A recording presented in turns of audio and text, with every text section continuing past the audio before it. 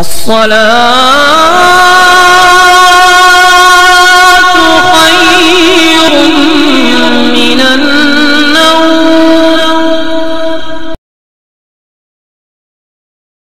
آپ نے سوال یہ پوچھا،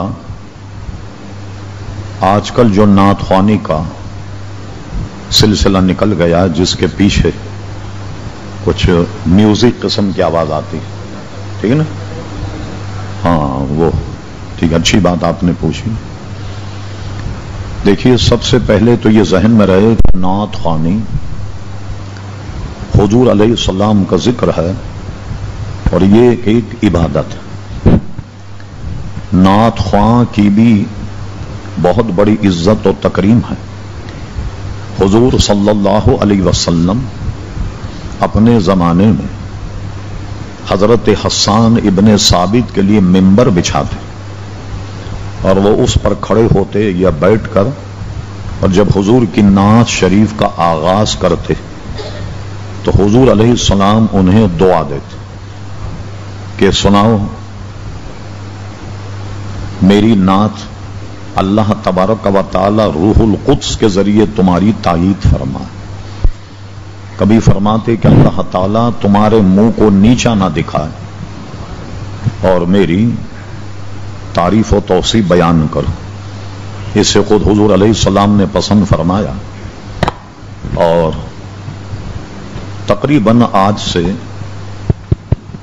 40 سال پہلے عرب دنیا میں حضرت حسان ابن ثابت رضی اللہ عنہ کا ایک پورا نعتیہ دیوان بڑی تحقیق سے شائع ہوا، جو اس فقیر کے پاس موجود ہے۔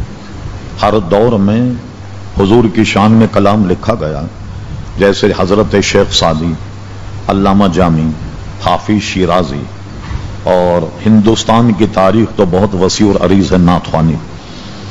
جب نعت ایک عبادت ہے تو عبادت کو عبادت کے طریقے سے کیا جائے، اس میں چھچور پن یا آج کل کے گانوں کی آمیزش، اس سے پرہیز کرنا چاہیے۔ عموماً آج کل نعت خواں اس طرز کی نعت پڑھتے ہیں جیسے گانوں کی طرز میں۔ اب ایک عبادت کو آپ نے گانے کے سانچے میں ڈال دیا تو کتنی محرومی۔ اس کے ساتھ پیچھے اس طرح آواز نکالنا لفظ اللہ کی کہ جس سے مزامیر کی سی آواز پیدا، طبلے سارنگی جیسی آواز پیدا، جیسے ایک نعت خواں نعت پڑھ رہا اور پیچھے یہ کہا جائے اللہ اللہ اللہ۔ یہ اگر اس پہ غور فرمائیں، یہ حرام بھی ہے اور کفر بھی ہے، سخت گناہ بھی ہے۔ اب اس کے میں آپ کو وہ بتاتا ہوں۔ لفظ اللہ ایک جلالی اللہ تبارک و تعالی کا نام ہے، اور اس کا تلفظ کیا ہے صحیح معنی میں؟ جو صاحب انٹرنیٹ استعمال کرتے ہیں تو رمضان میں ہم جو درس دیتے تھے، تکبیر تحریمہ پر ایک درس ہمارا ہے تقریباً 45 منٹ کا، اور اس میں ہم نے یہی رموز بیان کیے کہ تکبیر تحریمہ کیسے ہو اور یہ لفظ کی ادائیگی کیسے ہو۔ یہ لفظ ہے اللہ، آخری میں اس کو ساکن بھی کرنا۔ اللہ یہ لفظ نہیں، یہ بالکل نیچے سے نکلے گا حمزہ اللہ، یہ لام موٹا ہونا چاہیے، ٹھیک؟ اور یہ صرف ایسے نہیں اللہ، یہ لفظ ہے، یہ نہیں۔ یعنی جب صرف اللہ کہیں تو اللہ یہ ہے ساکن ہونا چاہیے۔ اب اس میں 4 قسمیں ہیں جو آدمی نہ مانے تو کفر تک لے جائیں۔ لفظ اللہ اس پہ پہلے مت لگا دیں اللہ معاذ اللہ، تو یہ بھی معنی اس کے بالکل بگڑ جائیں، اور کوئی نہیں مانے تو کفر تک پہنچا دیں۔ اور یوں کہا جائے، یہ حمزہ تو صحیح نکالا جائے، یہ لفظ اللہ اللہ اکبر۔ بعض آپ نے تکبیر کہنے والوں کو دیکھا ہو جو پیچھے ہیں، وہ اس سے اندازہ لگاتے ہیں کہ بھائی جب کھڑے ہو جائیں تو اس کو یوں بڑھاتے ہیں اللہ اکبر، کھڑے ہونے تک نہیں، آپ اس کو کھینچیں اللہ اکبر، اس طریقے سے کہیں چاہے. اور ایک ہے اللہ اکبر، یہ بھی غلط. ایک ہے اللہ اکبار، یہ بھی غلط. اور ایک ہے چوتھا تلفظ وہ اللہ اکبر. یہ کتنے رے بنا دیے آپ نے؟ یہ ساری چیزوں کی ممانعت. ٹھیک، جب اس میں جلالی ہے اس کو اس کے اعتبار سے، چاہے اذان ہو چاہے اقامت ہو، نماز کی تکبیرات ہوں، اس لفظ کو بہت عمدہ طریقے سے بولا جائے. ایک بات جو میں بارہا کہتا ہوں کہ ہم نے کبھی اذان کہنا اقامت کہنا کسی سے سیکھا نہیں. جیسے سب کہہ رہے ہیں ہم بھی کہنے لگ گئے، اس لیے بے شمار اس میں تلفظ غلط ہوتے ہیں. بغیر سیکھے ہوئے کوئی چیز نہیں آتی. اب مجھے بتائیے، جب یہ بات آپ نے سمجھ لی، اب پیچھے ایک نعت خواہ نعت پڑھ رہا ہے، آگے پیچھے بیٹھا ہوا کوئی آدمی، یہ نقل کفر نباشت کے ماتحت کوئی پیچھے یوں کہے اللہ اللہ اللہ، یہ کہاں لفظ اللہ کہاں ادا ہو رہا ہے؟ اللہ. یہ تو سخت ممانعت.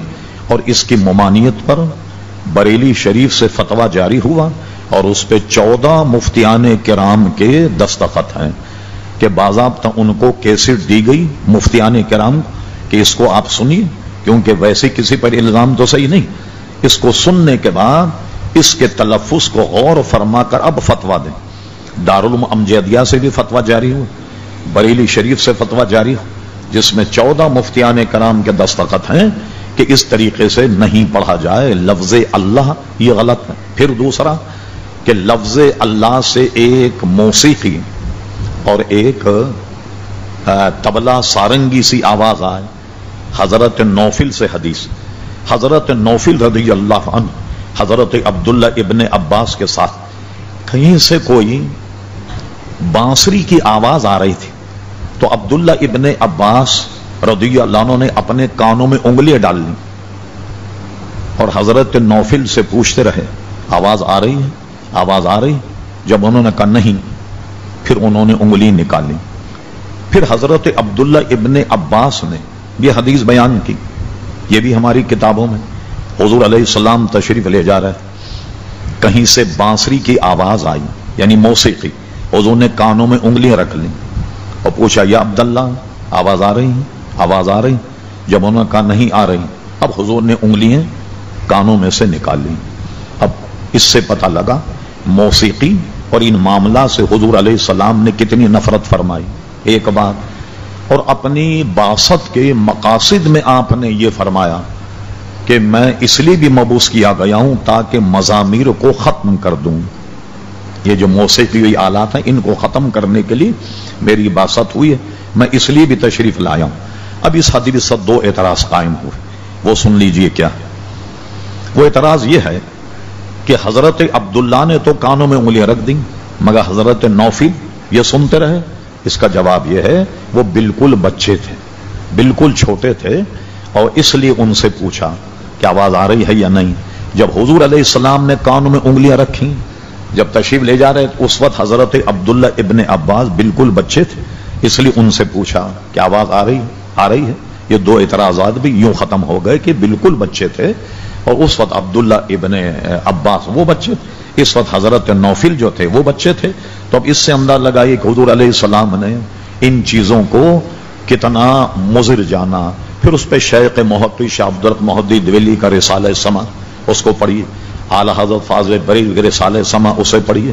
یہ موسیقی جو ہے یہ دل کو مردہ کر دیتی ہے اور آدمی کو دنیا دار اور اس میں مگن کر دیتے. آپ دیکھ لوگوں کو کہ معاف کیجئے میں بارہا کہتا ہوں آپ کو، کوئی آدمی مراد نہیں اس، آپ گاڑی چلا رہے ہیں، گاڑی چلانے کے بعد جو اسے موسیقی چلانے والا بھی گھومتا کس طریقے سے مٹکتا، تو اثر انداز ہوتی ہے دل پر یا نہیں؟ اچھا باہر تو اس سے زیادہ قیامت. امریکہ اور یہاں وغیرہ ہم دیکھا یورپ میں ان احمقوں نے تو گاڑی ایسے ہی نکال لی جو ایسے لچکتی ہے، وہ جناب ریکارڈنگ لگی ہوئی ہے، یہ بھی ناچ رہے اور گاڑی بھی ناچ رہی. وہ تو ایسی ڈیزائن کی گئی کہ گاڑی لڑکتی نہیں تو لیکن گاڑی بھی ناچ رہی ہے، گاڑی چلانے والا بھی ناچ رہا ہے. یہ کلفٹن پہ دیکھ لیں آپ، یہاں دیکھ لیں جو بڑے بڑے لوگوں کے علاقے ہیں کیسے مٹکتے رہتے ہیں، سن کر اس سے دل مردہ ہو جاتا. تو ایسی چیزوں سے نہ. لیکن ان نعت خوانوں کا کیا کیا جائے؟ ان نعت خوانوں کا معاملہ یہ تو 1-1 لاکھ روپیہ تو نعت پڑھنے کا لیتے ہیں. 40 ہزار کے تو ان کے کرتے ہوتے ہیں، نگینے ٹکے ہوئے جیسے دلہن پہنتی. اب اس کا کیا کیا جائے؟ اب علماء کی بات ماننی چاہیے، جو بات جائز ناجائز وہ علماء پہ چھوڑ دیں. آپ علماء نے منع کیا، ان کو رک جانا چاہیے، مگر نہیں رکتے. یہ ان کی بدنصیبی ہے. یہ اچھا آپ نے مسئلہ پوچھا. اس طریقے کی نعت خوانی شریعت میں نہ صرف ہے کہ ناجائز بلکہ حرام ہے، اس سے بچنا چاہیے. اور اب تو یہ معاملہ نکل گیا. میں تو دنیا میں رہتا ہوں، عام لوگوں میں رہتا ہوں، عام لوگوں میں نماز پڑھاتا ہوں، عام لوگوں کو اٹھتا بیٹھتا ہوں. کہیں شادی ہو رہی ہے تو ایک لڑکا کہتا ہے کہ گانے بجائے جائیں، ایک لڑکا کہتا ہے قوالی ہوگی، ایک لڑکا کہتا ہے کہ نعت خوانی ہوگی. اب یہ تینوں میں اختلاف ہو گیا. اب رائے یہ آتی ہے کسی مٹکنے والے نعت خواں کو بلا لو، ایک ٹکٹ میں تینوں مزے لے لو. قوالی کے بھی مزے آ جائیں گے، گانے کے بھی مزے آ جائیں گے، نعت خوانے کے مزے آ جائیں گے. جب نعت کا معیار یہ رہ گیا، اب مجھے بتائیے پھر کیا رہ جاتا؟ اللہ تبارک و تعالیٰ سے دعا ہی کی جا سکتی کہ اللہ تبارک و تعالیٰ انہیں عقل سلیم عطا فرمائے. اور نعت حضور کی تعریف ہے نہایت ادب احترام کے ساتھ. بقول شاعر کہ جناب حضور علیہ السلام کی جو ہے وہ نعت بیان کرنا یا تعریف بیان کرنا دیدار مصطفیٰ سے کم نہیں. وہ بھی دیدار مصطفیٰ ہے صلی اللہ علیہ وسلم. اس کا ادب احترام ہو تب جا کر کے اس کا ثواب عزیزان گرامی مرتب ہوگا. اور بے شمار ایسے شعراء گزرے کہ جنہوں نے نعتیں کہیں اور نعتیں کہنے کے بعد بڑے بڑے درجے اور مراتب پر وہ فائز ہوئے.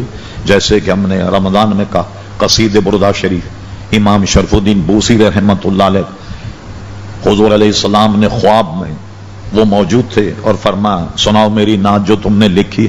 انہوں نے نعت سنائی حضور علیہ الصلوۃ والسلام.